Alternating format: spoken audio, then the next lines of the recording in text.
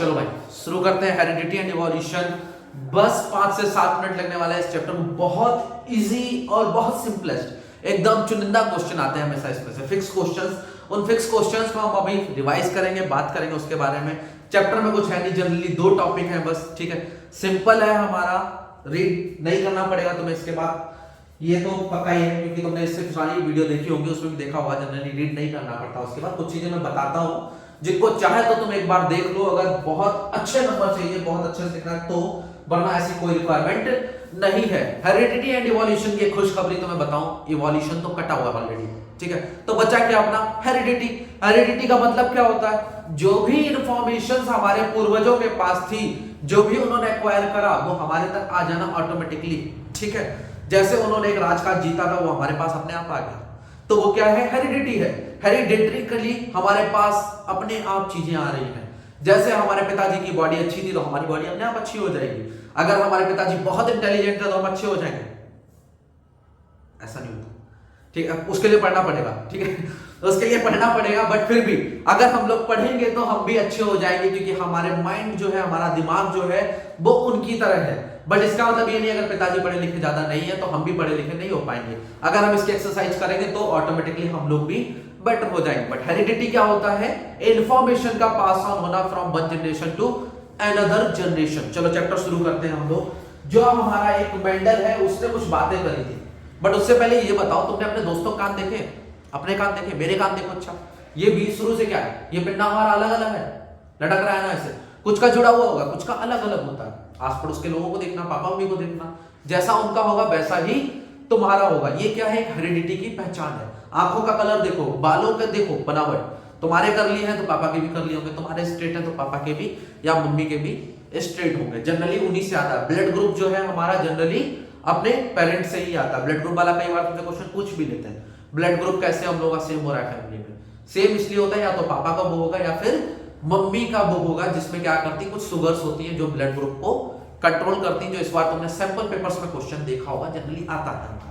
Mendel's की बात करते हैं। मेंडल्स कुछ चीजें बोल के गया था, वो हमको आज भी पढ़नी पड़ती, तो अपन पढ़ लेते हैं। मेंडल जी क्या बोल रहे थे? मेंडल जी ने बोला था हमारे कि अगर दो प्लांट है हमारे जो कि टॉल है, ठीक है, अगर हम उनकी क्रॉस मेटिंग करवाएं, ठीक है। अब देखो, अगर हम उनकी क्रॉस मेटिंग करवाएं तो क्या होगा? जो बच्चे होंगे वो भी टॉल होंगे। अब इसमें क्या है कि टीटी क्या है? टीटी एक्चुअली एक तरह के जीन्स हैं जो हर एक इंफॉर्मेशन के लिए रिस्पॉन्सिबल है, जो भी एक जनरेशन से दूसरी जनरेशन जाती है। और ये हमेशा पेयर में होते हैं। सर पेयर कहां है? इसका जोड़ा ये रहा और इसका जोड़ा ये रहा। ये आया कहां से? जब हम लोगों ने क्या किया, 2 बड़े बड़े प्लांट थे, टीटी, और एक बिल्कुल छोटा प्लांट था, टीटी। उन दोनों की हमने जब क्रॉस मेटिंग करवाई, एक्चुअली इनको प्योर हाइब्रिड्स बोलते हैं। ये प्योर है हमारे, क्या बोलते हैं इनको? Pure hybrids. टीटी, छोटे वाले टी, इनकी जब हम क्रॉस मेटिंग करवाते हैं, मतलब इसका और इसका जोड़ करवाते हैं, तो हमारे पास क्या आता है? टीटी। चाहे तुम इसकी और इसकी करवा दो तो क्या आया? टीटी। कहना सर दोनों तो टी है, क्या दिक्कत है आपको? दिक्कत मुझे नहीं, एक्चुअली मेंडल को दिक्कत थी। लिखना तो मैं टीटी है, बड़ा और छोटा। और जब हम इनकी मेटिंग करवाएंगे तो हर एक कंडीशन में, ये जो हमें दिख रहा है बड़ा टीबी और स्मॉल टीबी, ये हमारा बड़ा है, बड़ा मतलब कैपिटल नहीं, टॉल, ठीक है। ये टॉल है और ये हमारा शॉर्ट है। और जो हमारे प्लांट्स आए हैं वो कैसे आए? सबके सब टॉल आए हैं। ये देखने में तो एक्चुअली टॉल होंगे, बट अंदर कहीं ना कहीं इसमें शॉर्ट भी होगा। ये देखो शॉर्ट, ये 2 तरह के जीन्स एक साथ पड़े हुए हैं। एक हमारा टॉल के लिए रिस्पॉन्सिबल है और एक हमारा शॉर्ट के लिए रिस्पॉन्सिबल है। ये देखने में कैसे होते हैं? टॉल होते हैं। एक्चुअली देखने वाली चीज को बोलते हैं, जो देखने में कैसी है उसको बोलते हैं फिजिकल अपीयरेंस, और इसको साइंटिफिक लैंग्वेज में बोल देते हैं फिनोटाइप। क्या बोल देते हैं?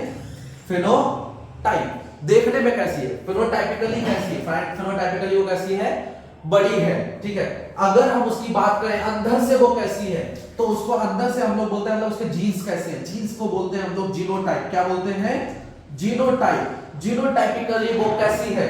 जीनोटाइपिकली ये लार्ज और स्मॉल दोनों है, बड़ी भी है और छोटी भी है। इसमें कैपिटल वाले भी हैं और स्मॉल वाले भी हैं, इस चीज को ध्यान रखना, ठीक है।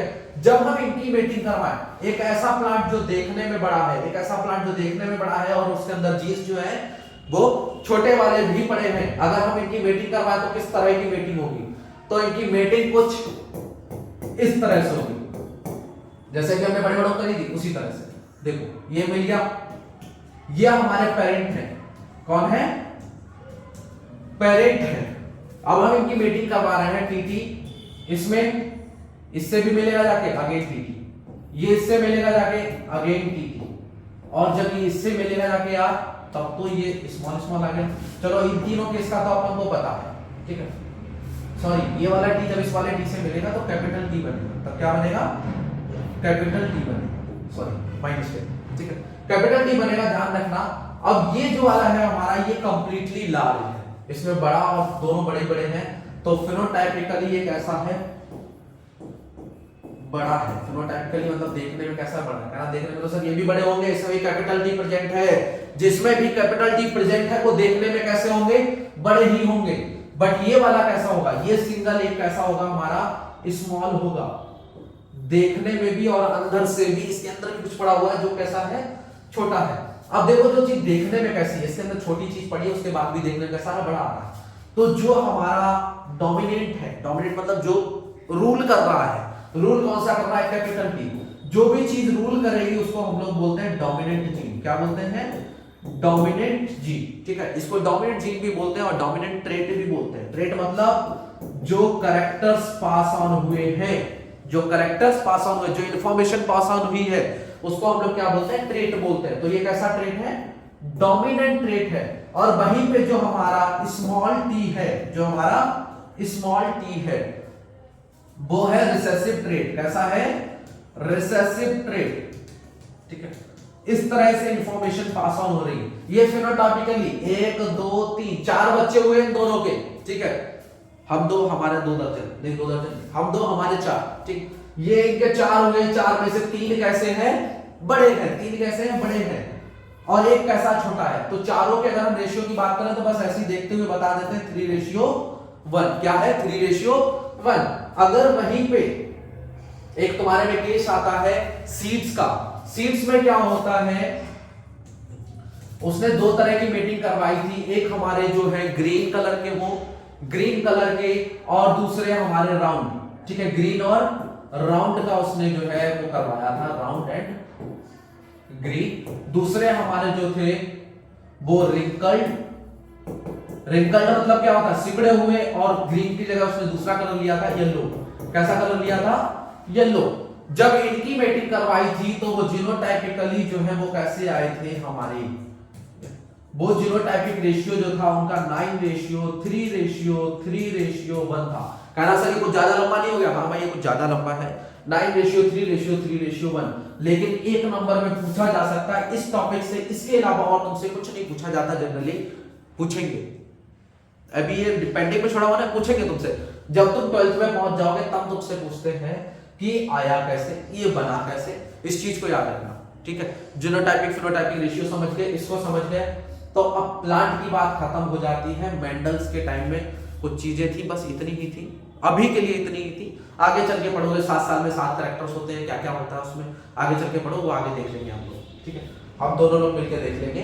अभी हम लोग ह्यूमंस की बात करते हैं। ह्यूमंस में क्या होता है? एक्चुअली इसके ऊपर क्वेश्चन आता है कि हमारी आम जो सोसाइटी है, उस सोसाइटी में, अभी तो नहीं है, पहले के टाइम में क्या होता था? लड़की जो पैदा होती थी उसके लिए एक मदर को रिस्पॉन्सिबल ठहराया जाता कि तुझ में ही कोई कमी है, इस लेडी में कोई कमी है, इस वजह से जो है बच्चे हैं लगातार वो लड़कियां हो रही, लड़के नहीं हो रहे, हमारे घर को वंश नहीं मिल रहा, एक लड़का संभाल सकता है घर को, ऐसा पहले जनरली माना जाता। अब तो खैर कुछ नहीं, तो लड़कियां कम नहीं है किसी से। तो ह्यूमंस में क्या होता था उसके ऊपर तुम्हारे पास क्वेश्चन आता है कई बार कि लेडीज को हमेशा रिस्पॉन्सिबल क्यों ठहराते हैं, हालांकि ऐसा नहीं होना चाहिए।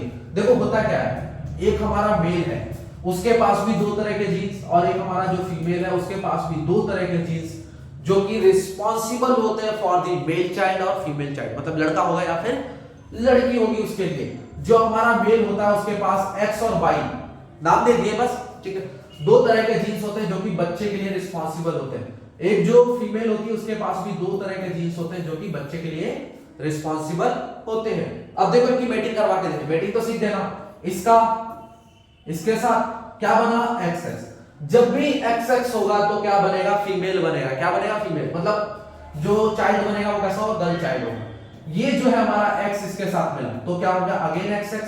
ये भी कैसा बना, ये गर्ल चाइल्ड, ये भी क्या बनी गर्ल चाइल्ड। इसकी मेटिंग करवाते हैं इसके साथ, क्या बना x y। चाहे तुम x को पहले लिखो चाहे y को पहले लिखो, हम जनरली x y लिखते हैं क्योंकि x को पहले आता है तो ठीक है x लिख दिया, वैसे ऐसी कोई जरूरी नहीं। तो x y क्या हो गया मेल हो गया, देख रहे हो पिताजी से आए थे फादर से, ठीक है। इनको हम लोग पेरेंट बोलते हैं, क्या बोलते हैं पेरेंट। जो ऊपर लिखते हैं सबसे ऊपर उनको पेरेंट जीन के नाम से जानते हैं, ठीक है। ये हमारे चाइल्ड है, ठीक है, जिनको हम लोग F1 जनरेशन से जानते हैं। किससे F1 जनरेशन से। इसकी इससे मैचिंग करवाओ, ये क्या हो गया अगेन x y। अब देखो 4 बच्चे अगर ये करते हैं तो उसमें से 2 लड़का हो सकते हैं 2 लड़की, 2:2 इक्विवेलेंट रेशियो आता हो तो पता होगा इसको 1:1 भी लिख सकते हैं, ठीक है। चाहे तो 2:2 बोलो चाहे 1:1 बोलो, सेम है सिमिलर है, कोई डिफरेंस नहीं है उसमें, ध्यान रखना इस चीज का। तो जितना लड़का होने का चांस है उतना ही लड़की होने का चांस है। बट क्या लेडीज की तरफ से कुछ बदला? लेडीज की तरफ से तो भाई हमारे कैसे सेम तरह के हार्मोन्स हैं, सेम तरह के जीन्स हैं, उसमें तो कुछ अलग है ही नहीं। मेल में दिक्कत है, मेल में एक्स और वाई दोनों है, तो क्या ये रिस्पॉन्सिबल है? भाई रिस्पॉन्सिबल तो ये भी नहीं है। ये कौन सा चाहता था कि जब मेल के जो हार्मोन्स हैं, जो हमारे सेल्स हैं वो जाए, जिनको स्पर्म सेल्स बोलते हैं, उसमें से एक्स गया वाई जाए, तो डिपेंड करता है ना, बायोलॉजिकल प्रोसेस है, it depends on God. God को भी क्यों हम बोले, एक्चुअली एक बायोलॉजिकल प्रोसेस है जिसमें कोई भी चीज पहले पहुंच सकती है। तो ना ही ये रिस्पॉन्सिबल है ना ही ये रिस्पॉन्सिबल है। हालांकि बायोलॉजिकली अगर देखें तो इसके पास 2 तरह के जीन्स हैं जिसको क्या बोलते हैं हेटेरोगैमेट्स। क्या बोलते हैं हेटेरोगैमेट्स। हेटेरोगैमेट्स मतलब 2 तरह के गैमेट्स होना। इसके पास कैसे है होमोगैमेट्स। अगर ये नाम याद रह जाए तो वेल एंड गुड, ना याद रह जाए तो याद रखना क्या बोलोगे तुम लोग, सेम टाइप ऑफ जीन्स और उस वाले में डिफरेंट टाइप ऑफ जीन्स या फिर डिफरेंट टाइप ऑफ गैमेट्स। तो हमारा मेल रिस्पॉन्सिबल है फॉर द फीमेल चाइल्ड, ना कि एक फीमेल रिस्पॉन्सिबल है, ना कि एक मदर रिस्पॉन्सिबल है फॉर द फीमेल चाइल्ड, जो कि एक जमाने में बहुत बड़ा गड़बड़ था हमारे इस चैप्टर में। बस इतना ही। कम टाइम लगा, इजी था, बहुत इजीएस्ट है, अभी बता रहा हूं बहुत इजीएस्ट है। इसके अलावा तुम्हें कहीं फोकस नहीं करना पड़ेगा, ठीक है। मेंडल का पूरा नाम याद रख लेना, मेंडल कौन थे, और मेंडल ने जो एक्सपेरिमेंट करे थे जनरली 7 चीजों पे एक्सपेरिमेंट करे थे, 7 थिंग्स पे, ठीक है। लेकिन जो तुम्हारे सिलेबस में नहीं आते, बस थोड़ी सी अलग से इंफॉर्मेशन लेके जाना चाहो तो ले जा सकते हो।